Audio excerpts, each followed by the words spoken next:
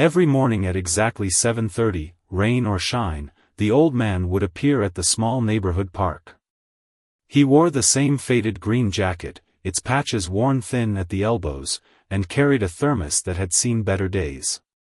His weathered face told stories his lips rarely did, deep lines mapping a life lived hard and long. The locals called him the veteran, though few knew his actual name. Some said it was Robert, others thought Thomas, but no one had ever asked him directly. He'd been coming to this same bench under the sprawling oak tree for over 3 years now, becoming as much a fixture of the park as the playground equipment or the walking paths. He never bothered anyone. He would simply sit, sometimes for hours, staring off into the distance as if watching a movie only he could see. Occasionally, he'd pull out a small, worn photo from his wallet, look at it briefly, then tuck it away with a gentleness that seemed at odds with his rough exterior. Mothers would guide their children a little further away when passing his bench. Not because he seemed dangerous, but because loneliness sometimes feels contagious. Dog walkers would nod politely but hurry past. Joggers would pretend to be too focused on their breathing to notice him. And so the veteran sat alone day after day, invisible in plain sight. Lee was new to the neighborhood.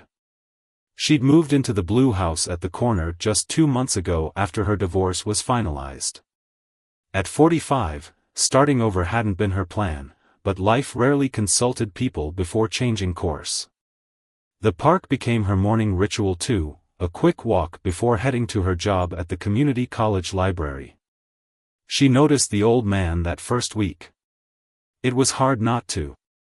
There was something about the way he held himself, straight back despite his years, eyes always fixed on the same distant point.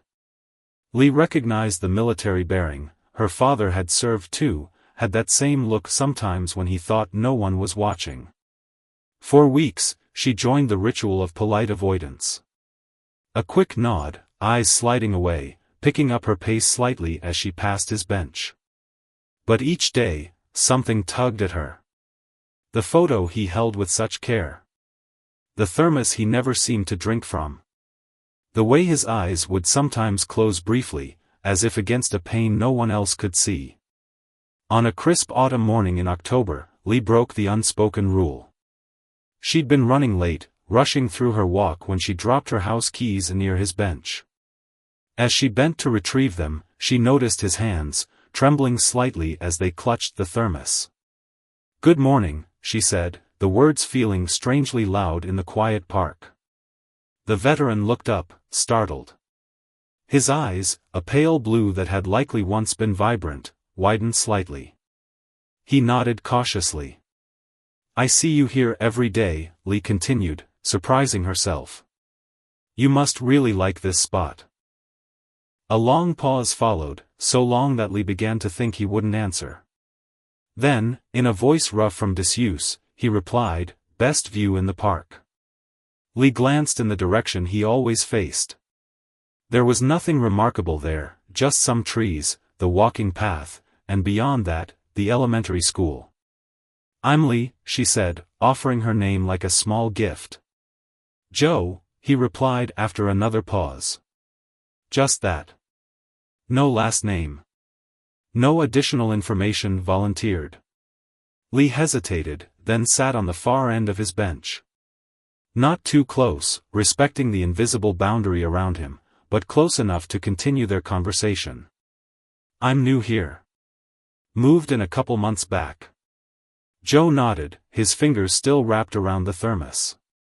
"That's quite a jacket," Lee tried again, nodding at his green army jacket with its faded patches. "Vietnam," he said simply. "Long time ago now." Lee thought of her father, who rarely spoke of his own time in service. The silence of soldiers was something she understood. "My dad served too. Different war, same silence when he came home." Something flickered in Joe's eyes, recognition, perhaps. He shifted slightly on the bench. "This your regular spot?" she asked, though she already knew the answer. "Been coming here 1,247 days, Joe said, the precision of the number catching Lee off guard. That's specific, she replied, unable to hide her surprise. Joe's weathered fingers tapped against the thermos. Count matters, he said cryptically. A school bell rang in the distance, and Joe's eyes immediately fixed on the elementary school. Lee noticed how his posture tensed, how his breathing seemed to still. The school bus would be arriving soon, children spilling out into the playground for morning recess. I should get going, Lee said, checking her watch. I'll be late for work. Joe nodded, his attention still fixed on the school. As Lee stood to leave, curiosity finally got the better of her. Why this bench, Joe? Why every day? For a moment, she thought he wouldn't answer. Then his hand moved to his pocket, pulling out the small photo he sometimes looked at. He didn't show it to her, just held it in his palm like something precious and fragile. Promises, he said quietly. Made one a long time ago. Still keeping it. Lee wanted to ask more, but something in his face told her not to push. Not yet. Instead, she nodded and said, Maybe I'll see you tomorrow, Joe. I'll be here, he replied, the ghost of a smile briefly crossing his face. Always here. As Lee walked away, she glanced back once. Joe had opened the thermos at last, pouring what looked like coffee into the cup. As the distant sounds of children's voices grew louder from the school, he raised the cup slightly, as if in a toast to someone only he could see. For the first time since moving to the neighborhood, Lee felt truly curious about something. Who was Joe toasting? Why count the days? What promise could keep an aging veteran on the same park bench for 1,247 mornings? Tomorrow, she decided. Tomorrow she would bring 2 coffees and perhaps Joe would share a little more of his story. After all, everyone deserves to be seen, really seen, at least once in a while. True to her word, Lee returned the next morning with 2 paper cups of coffee. She spotted Joe already at his bench, sitting ramrod straight as always. Today the sky threatened rain, heavy clouds hanging low, but that hadn't deterred him. As she approached, she noticed how his eyes tracked the school bus pulling up to the elementary school in the distance. Morning, Joe, Lee said, extending one of the cups toward him. Thought you might like some fresh coffee. Joe looked up, surprise briefly crossing his weathered face before he schooled his expression. He hesitated, then accepted the cup with a nod. Appreciate it. Lee sat down, leaving the same respectful distance between them as yesterday. She didn't speak immediately, giving him time to adjust to her presence. The steam from their coffees rose in the cool morning air as they watched the children file off the bus and into the school building. You military too? Joe finally asked, breaking the silence. Lee shook her head. No, just my dad. Korea. He didn't talk about it much. Smart man, Joe said, taking a careful sip of coffee. Some things better left unsaid. A light drizzle began to fall, but neither moved to leave. Joe pulled his jacket collar up slightly, the faded name patch, Connors, briefly visible. Is that your last name? Connors? Lee asked. Joe nodded. Joseph Connors. Most people just called me Joe. Joe Connors, Lee repeated, as if testing how the name felt. I'm Lee Chen. Joe acknowledged this with another nod. They fell into silence again, but it felt less strained than before. The drizzle intensified, drops pattering on the leaves of the oak tree above them, but the thick canopy shielded them from the worst of it. My father used to sit like you, Lee said after a while. Just watching. Never saying what he was seeing. Joe's fingers tightened slightly around his coffee cup. Your father still alive? No, Lee replied. Heart attack, 5 years ago. Sorry to hear it, Joe said, and Lee could tell he meant it. More silence followed, comfortable in its way. Lee had expected to pepper him with questions, to satisfy her curiosity about his daily vigil, but something held her back. There was a fragility to this moment, to the tentative connection forming between two strangers. "I've got a granddaughter about that age," Joe said suddenly, nodding toward the school. His voice was soft, almost lost in the sound of the rain. "Haven't seen her in 3 years, 2 months, and 21 days. Lee didn't need to do the math to realize this matched exactly with how long Joe had been coming to the park. "She goes to that school?" Joe took another sip of coffee, his gaze never leaving the building. "Used to. Before my son moved the family to Oregon." "That's a long way," Lee said gently. "Might as well be the moon," Joe agreed, a bitter edge to his voice. Lee wanted to ask why he didn't visit, why the distance existed, but again, she held back. Instead, she offered, "I don't have children. My husband, ex-husband now, never wanted them." "His loss," Joe said simply. The school bell rang, signaling the start of classes. Joe's posture relaxed slightly, the moment of tension passed. He reached into his pocket and pulled out the small photo Lee had seen him look at before. This time, after a brief hesitation, he handed it to her. The photo showed a smiling little girl missing her front teeth, her dark hair in pigtails, sitting on Joe's lap. They were on this very bench.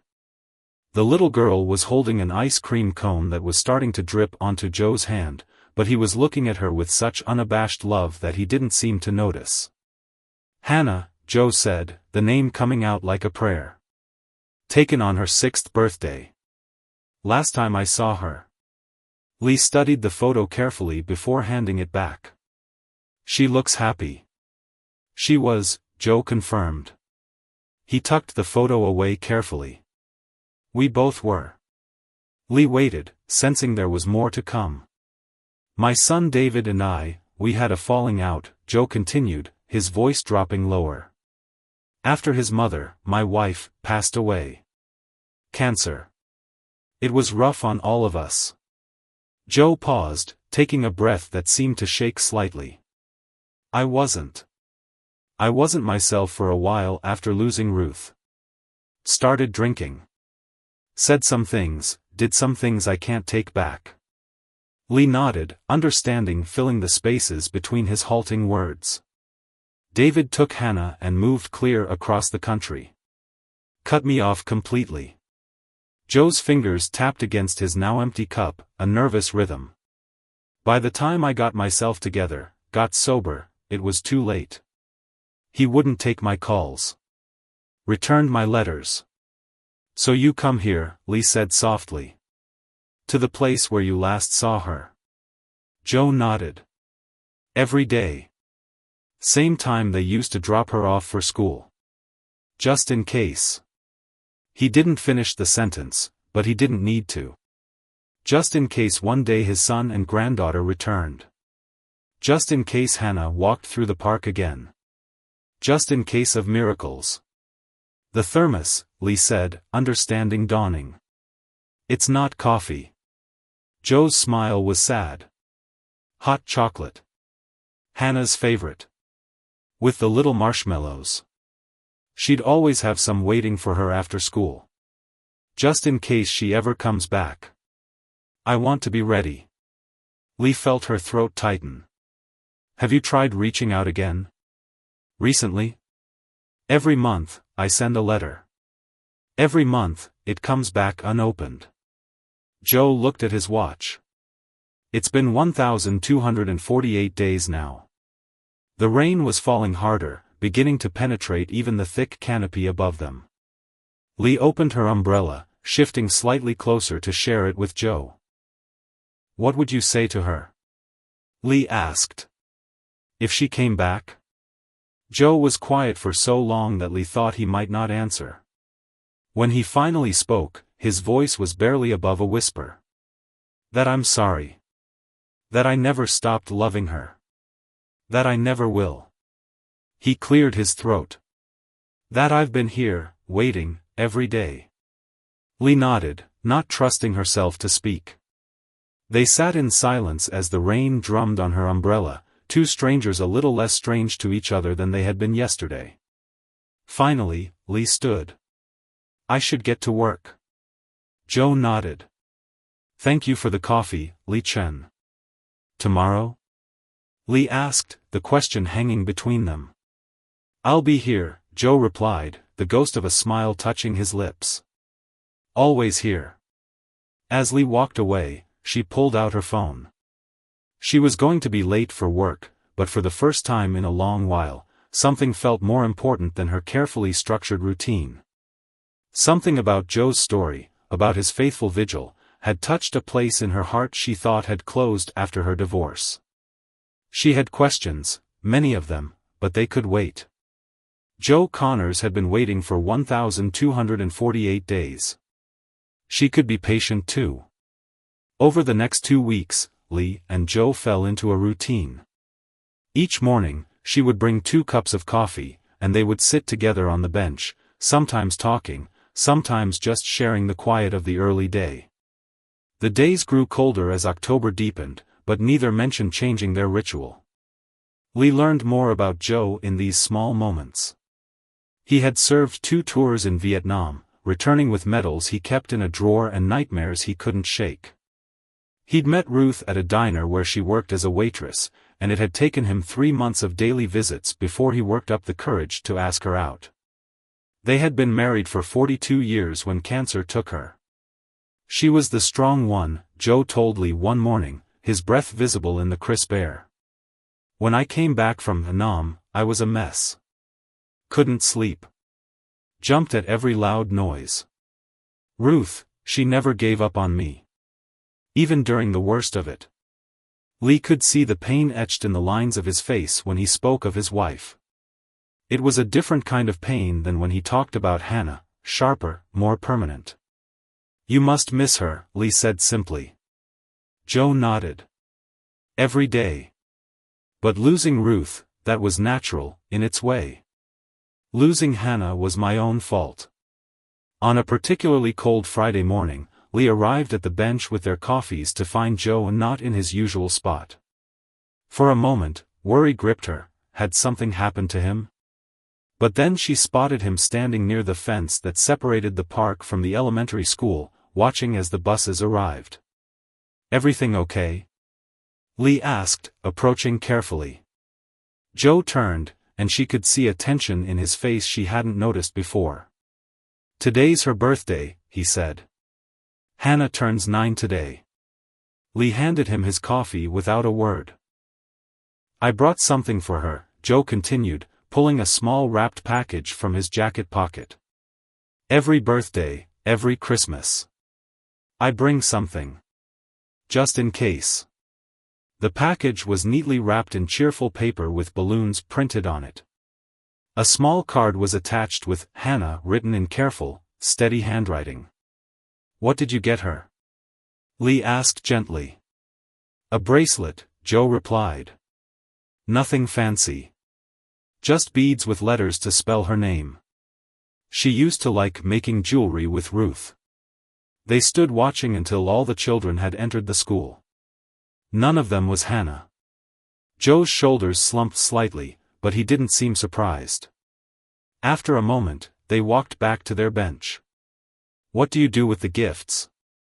Lee asked as they sat down. Joe sipped his coffee before answering. Keep them. Got a box at home. When she comes back. He trailed off, then shrugged. If she comes back.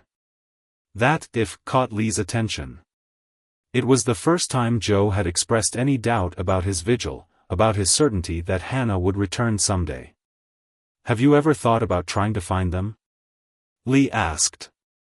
Your son and Hannah? Joe's face closed off slightly. I know where they are. David works at a high school in Portland. Teaching history. You've looked him up? Every few months.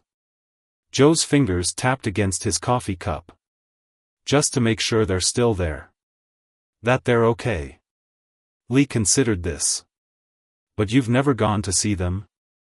Joe shook his head firmly. David made it clear. Said if I ever showed up, he'd call the police. Said I'd done enough damage. His voice caught slightly. Maybe he's right. Lee had been careful not to push, but something about today, perhaps the birthday gift sitting heavily in Joe's pocket, made her press further. What happened, Joe? What could be so bad that he'd keep Hannah from you for 3 years? Joe was quiet for so long that Lee thought he wouldn't answer. When he finally spoke, his voice was low, filled with shame. After Ruth died, I fell apart. Started drinking again, like I did after Hanam. One night, David brought Hannah over to check on me. I was in bad shape. Drunk. Angry. Joe swallowed hard. I started ranting about the war, about things I'd seen. Things no child should hear. Hannah got scared, started crying. David tried to take her out, and I grabbed his arm. Too hard. Joe's eyes were fixed on the ground now. I didn't hit him. Never would. But Hannah saw me grab her daddy, saw me yelling. She was terrified of me. Her own grandpa. His voice broke. David said I was dangerous. That the war had broken something in me that couldn't be fixed. That Hannah deserved better.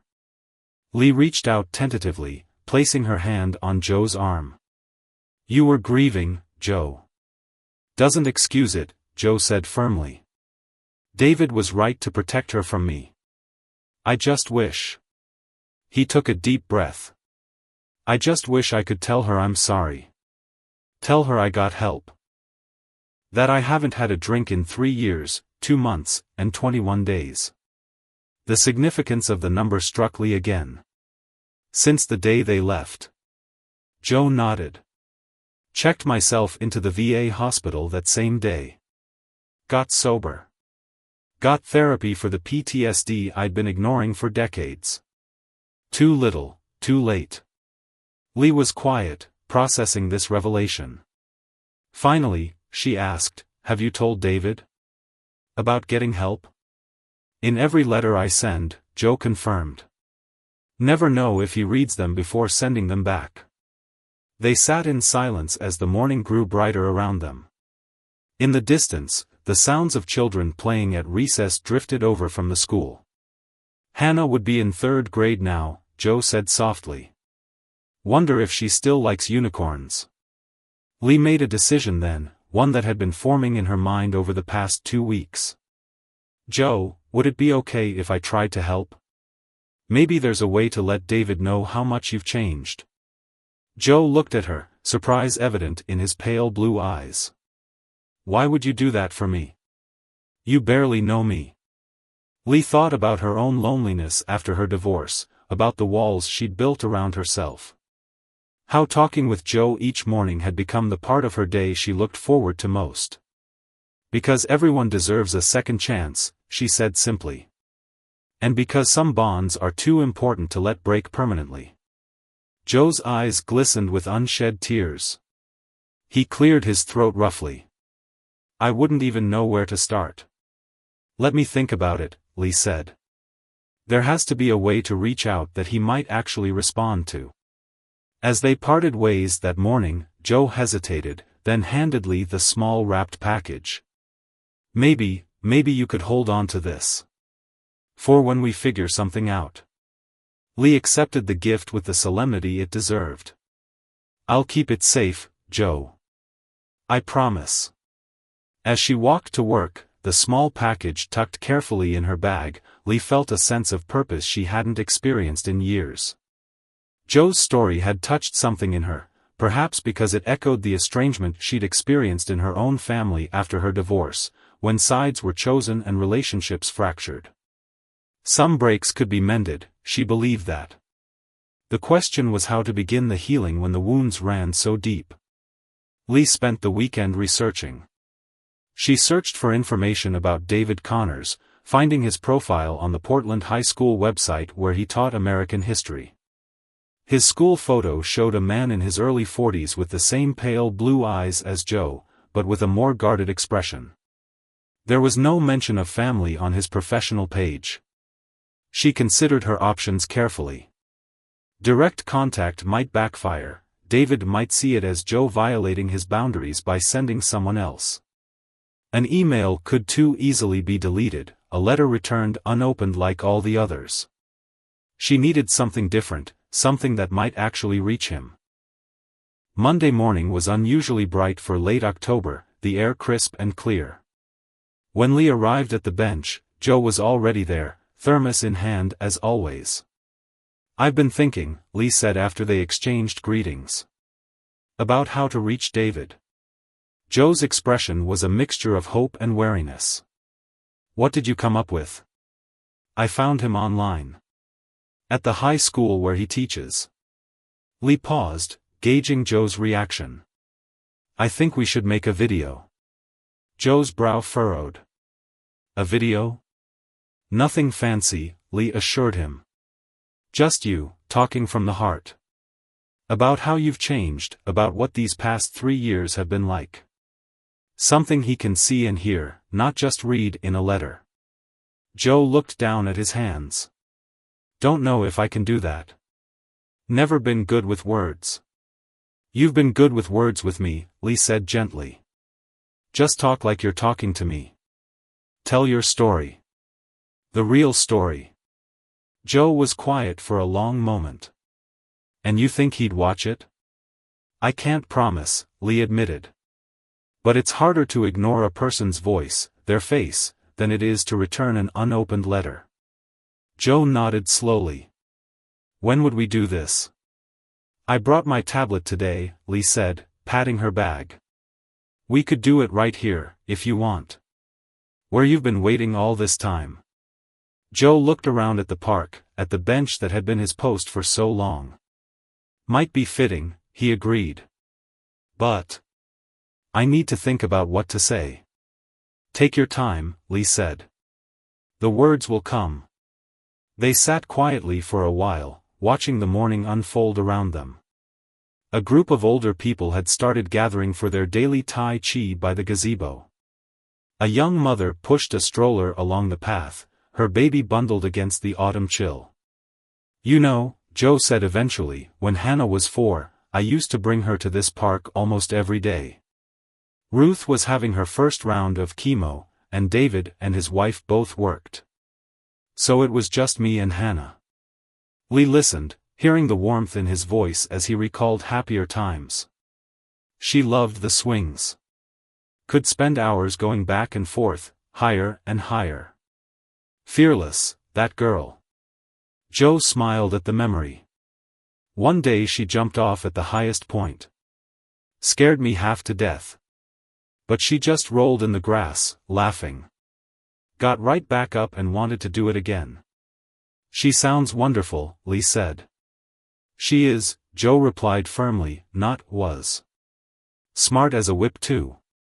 Always asking questions about everything." "Maybe you could start the video with that," Lee suggested. "With a memory of Hannah." Joe considered this, then nodded. "I think I'm ready. If you are." Lee took out her tablet and set it up on the bench between them. She showed Joe how the camera worked, where to look, and then stepped out of frame. "Whenever you're ready," she said. "Just be yourself." Joe straightened his jacket, took a deep breath, and began to speak. "David," he said, his voice rough at first but growing steadier. "It's your dad. I know you probably don't want to hear from me, but I'm asking for just a few minutes of your time."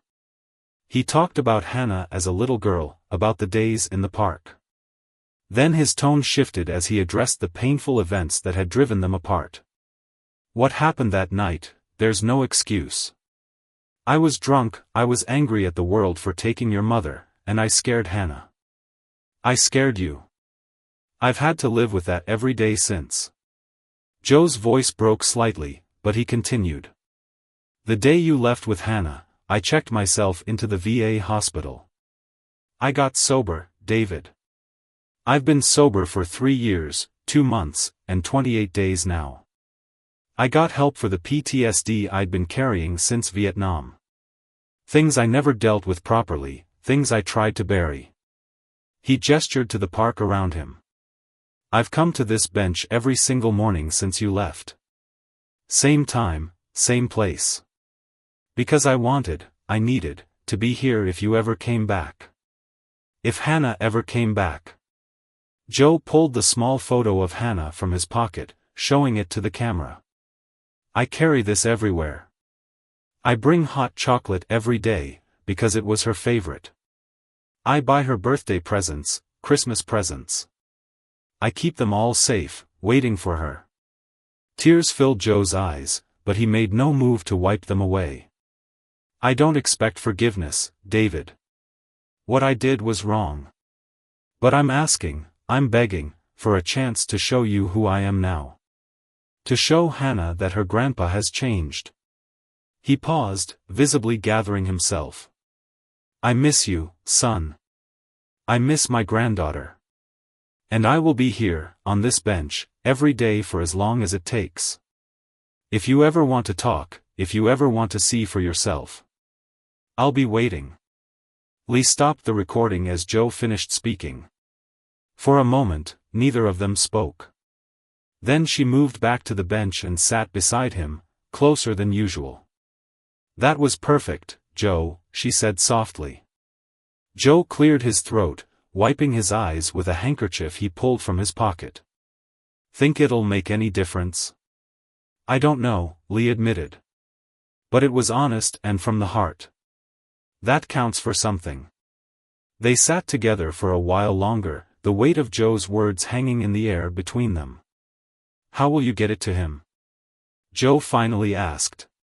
Lee had thought about this carefully. I can send it to his school email.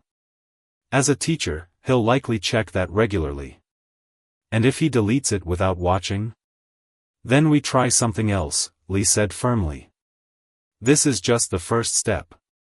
Joe nodded, some of the tension leaving his shoulders. Thank you, Lee. For doing this. For listening.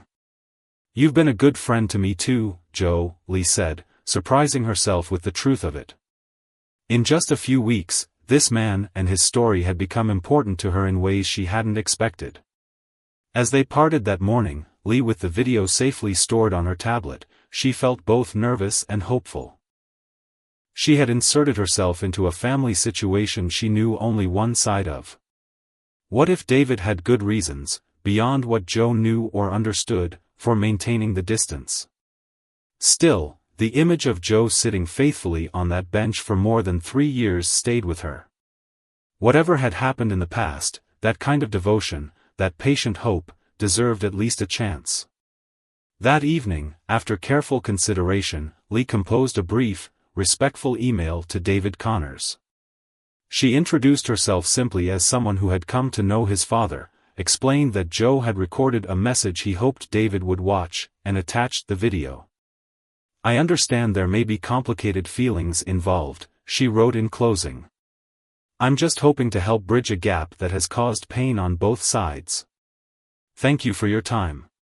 She read it over 3 times, making small adjustments, before finally pressing send.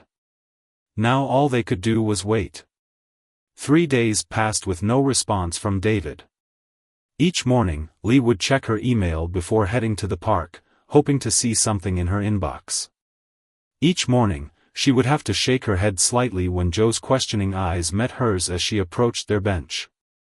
He might need time, Lee said on the 4th day. Or maybe he's busy with school. Joe nodded, his expression carefully neutral. Or maybe he deleted it without watching. Lee couldn't deny the possibility. We'll give it a little more time, she said, trying to sound hopeful. By the end of the week, even Lee was beginning to lose faith. She had checked the email settings to confirm the message hadn't bounced back, but there was no way to know if David had opened it, watched the video, or simply deleted everything at the sight of Joe's name. The following Monday, a full week after sending the email, Lee arrived at the park to find Joe already on their bench, as always. The morning was gray and cold, a light drizzle falling.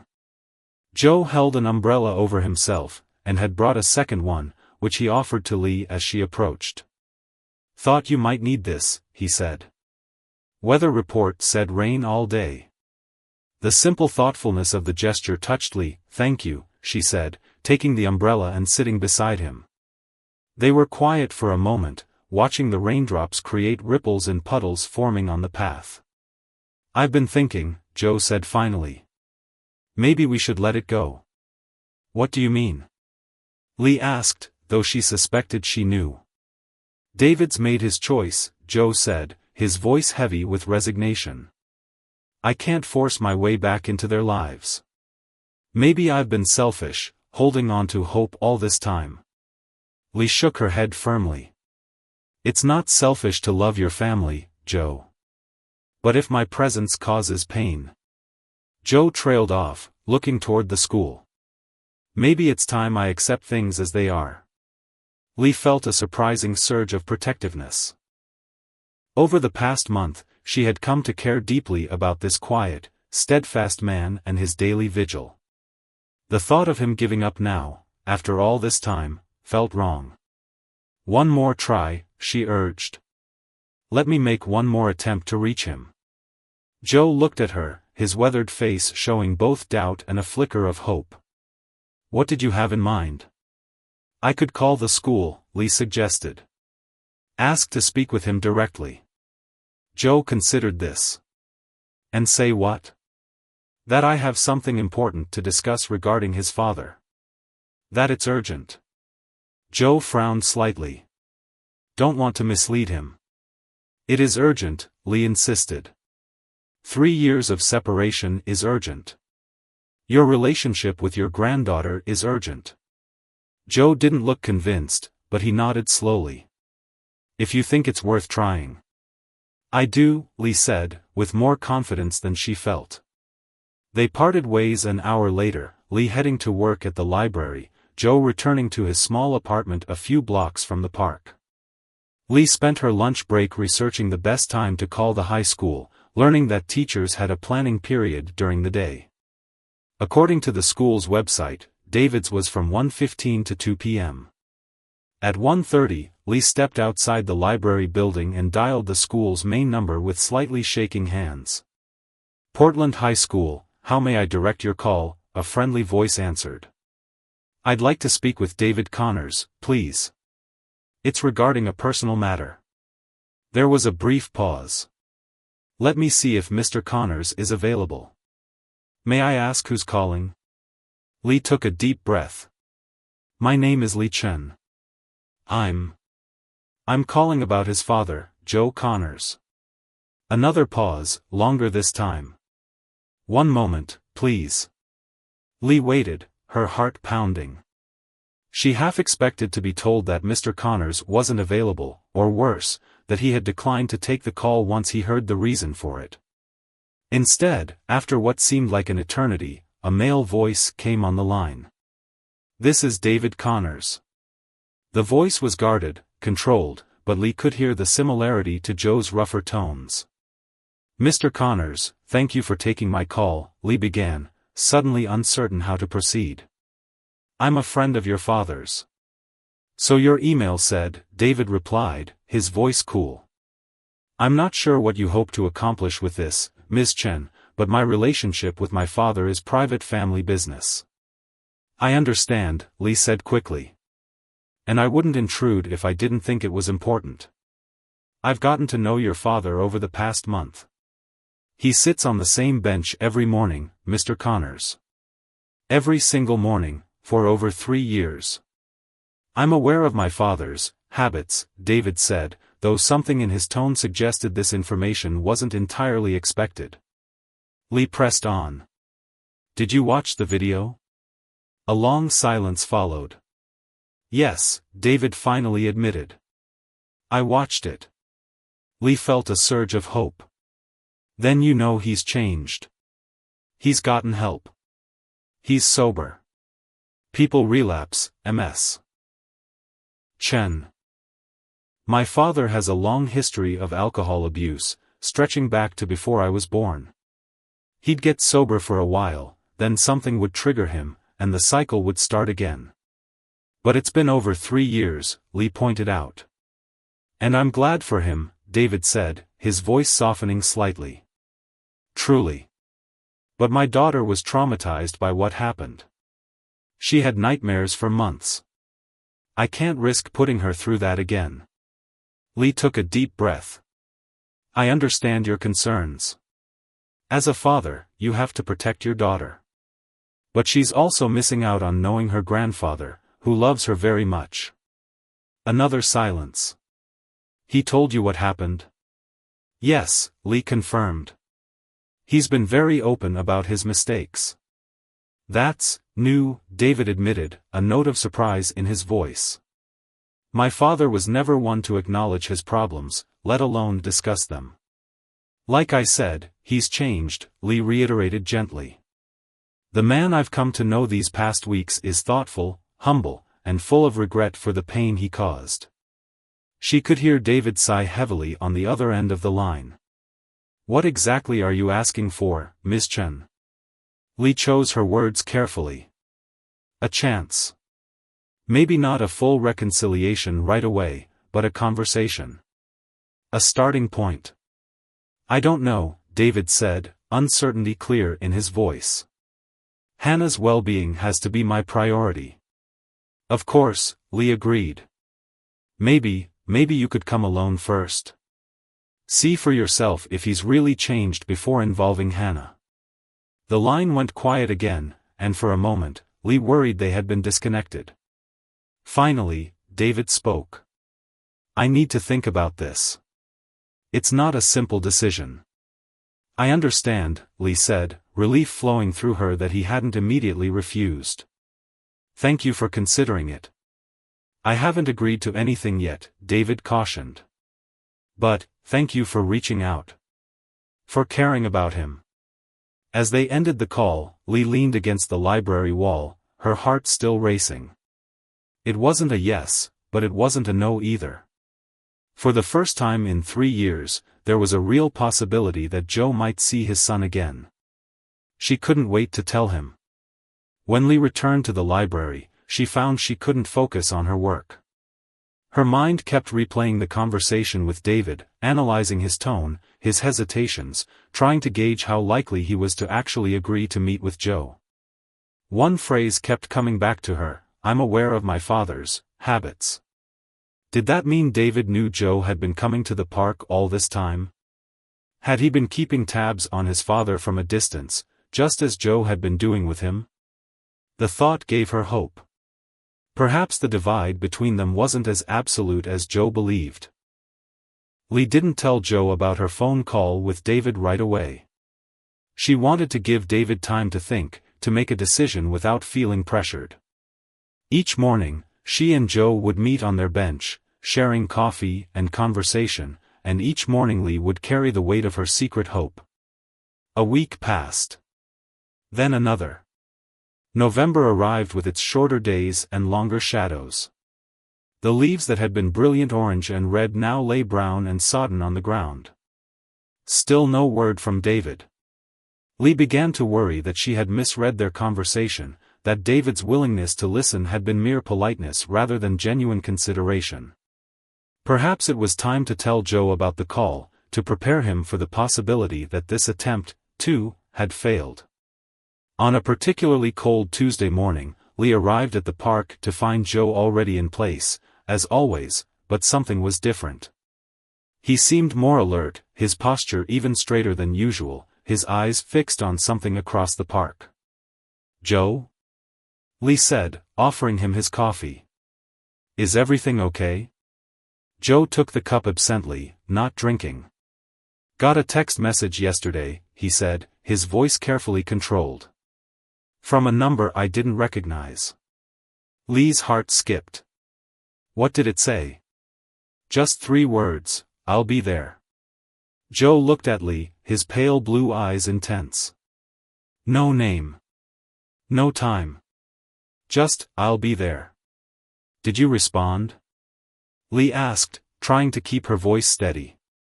Joe nodded. Asked who it was. No answer.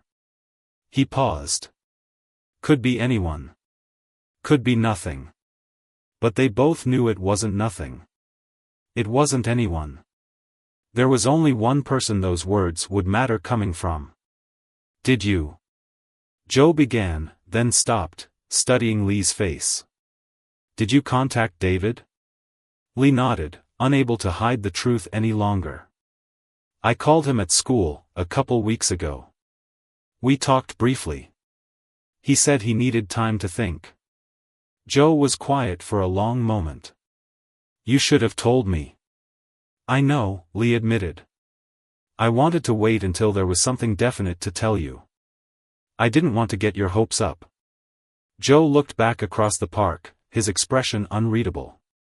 Well, looks like we're about to find out.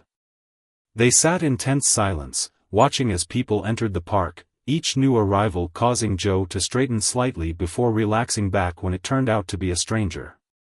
The morning grew older. The school buses came and went. Still, they waited. Maybe it wasn't today he meant, Lee suggested gently as the park clock struck 10. Joe nodded, but his disappointment was palpable. Maybe not.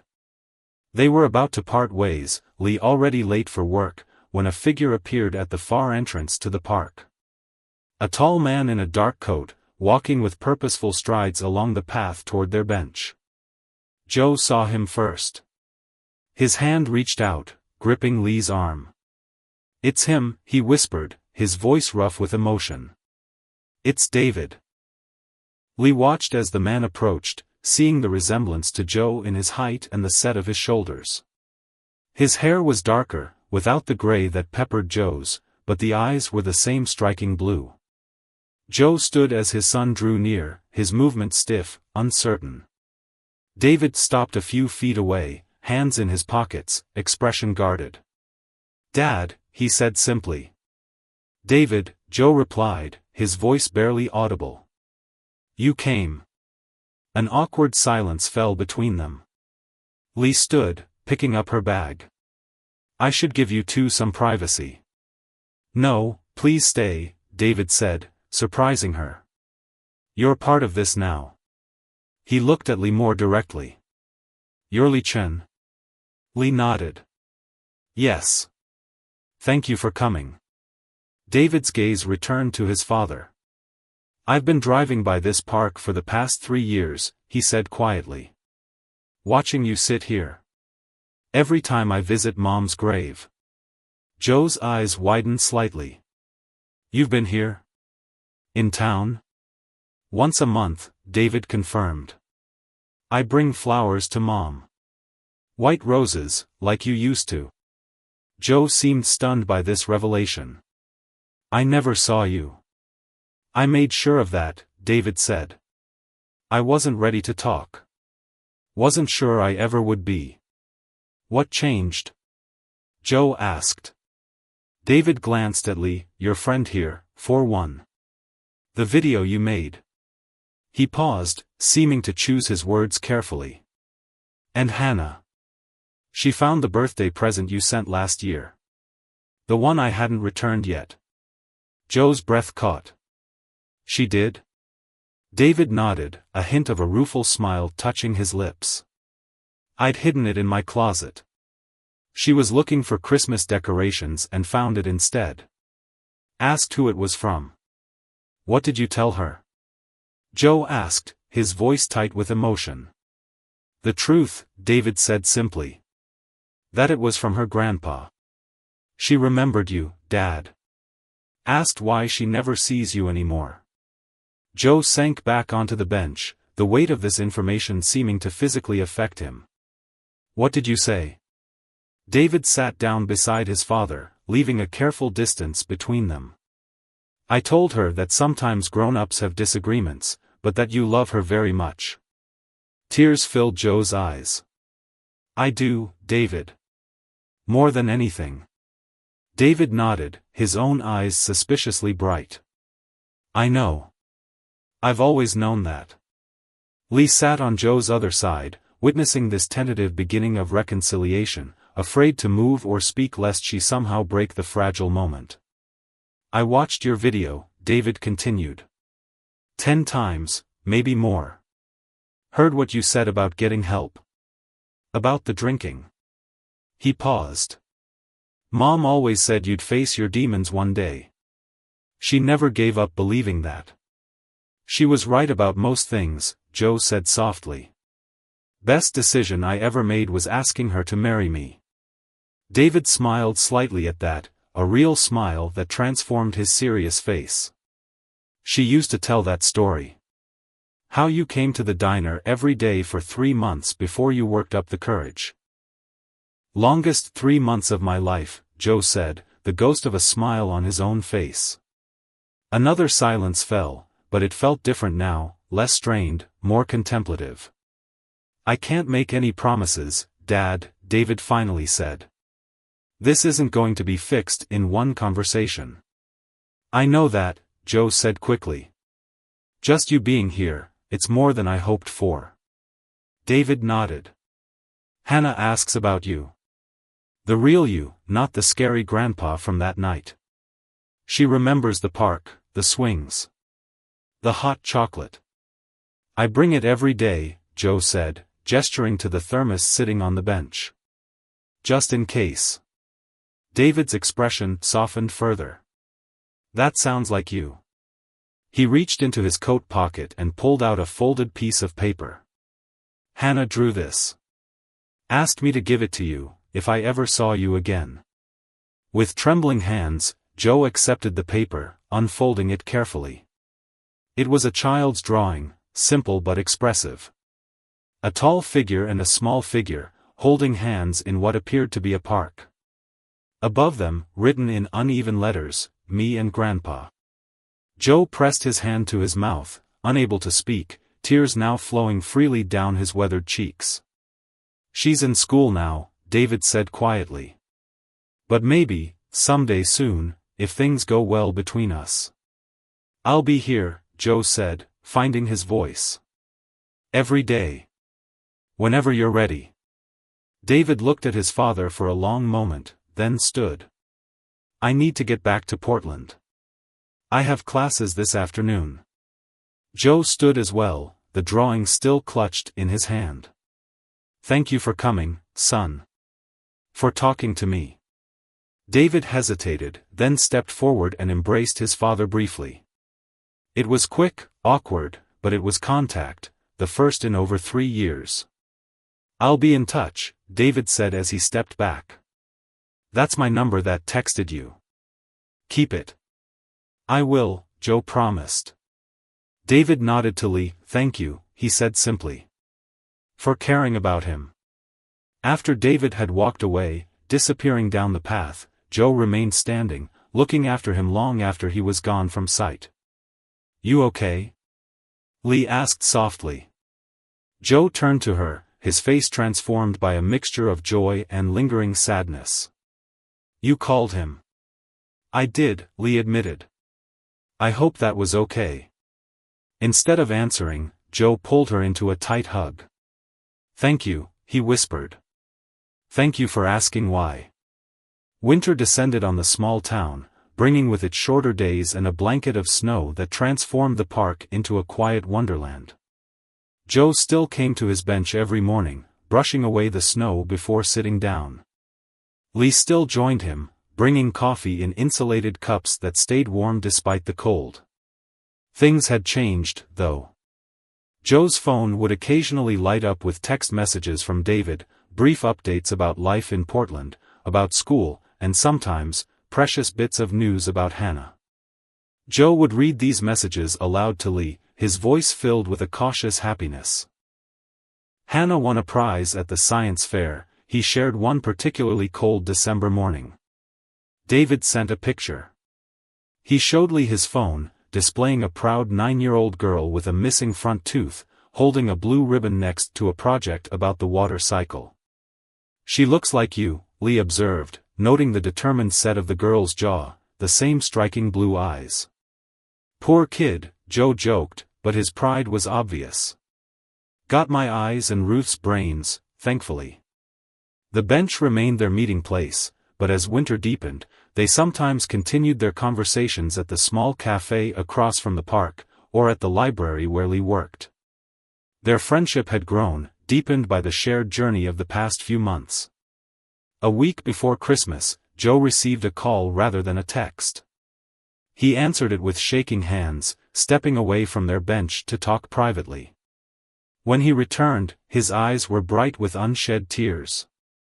"David asked if I'd like to come to Portland for Christmas Day," he said, his voice unsteady.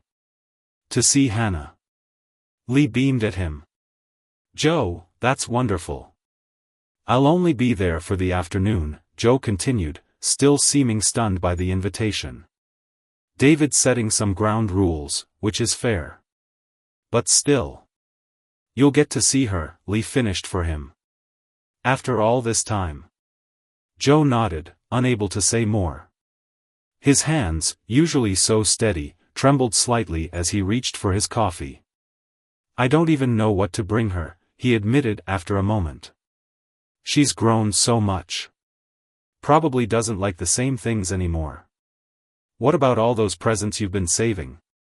Lee asked. "The birthday and Christmas gifts from the past 3 years?" Joe shook his head. "Too much. Might overwhelm her. And some of them, they're for a younger Hannah." "Then bring just one," Lee suggested. "Something meaningful." Joe considered this. "The bracelet," he said finally. "The one I gave you to hold on to." Her name spelled out in beads. "Simple, but personal." "It's perfect," Lee agreed. Christmas approached quickly. Joe grew increasingly nervous, calling Lee late one evening in a panic about what to wear, what to say, how to act around a granddaughter who was now more stranger than family. "Just be yourself," Lee advised him. "The man I've come to know these past months. The man who sat on a cold bench for 3 years, waiting. She'll see that love, Joe. Children always do."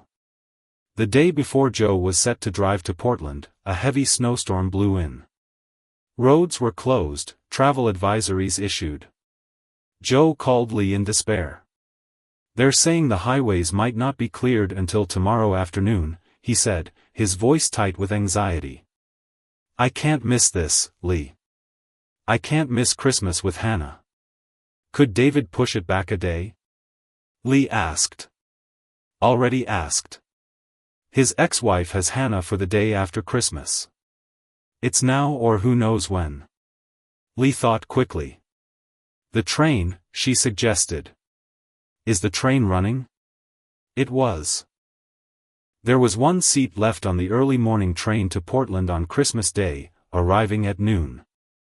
Without hesitation, Joe booked it. Christmas morning dawned clear and bright, the storm having passed in the night. Lee drove Joe to the train station, Hannah's bracelet wrapped in silver paper tucked safely in his coat pocket, along with the drawing Hannah had made for him, which he carried everywhere now. "Nervous?" Lee asked as they pulled up to the station. "Terrified," Joe admitted with a small laugh. "Haven't been this scared since my first day in Vietnam." Lee put her hand on his arm. "Text me when you get there. And when you leave. I want to hear everything." Joe nodded, then hesitated before getting out of the car. "I never thanked you properly," he said. "For stopping that day. For asking why an old man sat alone on a park bench." "I'm glad I did," Lee said simply. "You gave me my family back, Lee." "No," she corrected gently. "You never lost them." "Not really. The love was always there, just waiting for a bridge." Joe smiled, a full, genuine smile that transformed his weathered face. "Still, thank you for being that bridge." They said goodbye, and Lee watched as Joe walked into the station, standing taller and moving with more purpose than she had ever seen. That evening, as Lee sat in her living room with a cup of tea, looking at the small Christmas tree she had put up, her phone chimed with a message. It was a photo from Joe, himself, David, and Hannah, all wearing paper crowns from Christmas crackers, all smiling. Hannah was wearing the beaded bracelet on her wrist, and she was leaning against her grandfather's side, his arm around her shoulders. Beneath the photo was a simple message: "Merry Christmas, Lee. From all of us." A week later, on New Year's Eve, Lee arrived at the park to find Joe already waiting on their bench, despite the early hour and the freezing temperature. "How was the rest of your visit?" she asked, settling beside him and handing him his coffee. "Good," Joe said, his voice warm with contentment. "Really good. Hannah showed me her room, her books. Asked about 100 questions about when her dad was little." He chuckled. "Some stories David wasn't too happy I shared." "And now?" Lee asked. "What happens next?" Joe smiled. "David's bringing her here, weekend after next. Just for the day. Thought it was time she saw where her grandpa's been waiting all this time." They sat in comfortable silence for a while, watching the sun rise higher, its light sparkling on the snow. "I won't be coming here every day anymore," Joe said eventually. "Doesn't seem necessary now." Lee nodded, understanding. "The vigil is over." "Not entirely," Joe corrected. "I'll still come. Just not religiously." David's agreed to regular video calls. "And monthly visits, when weather permits." He turned to Lee, his expression serious. "But I'd still like to meet you here. If that's okay."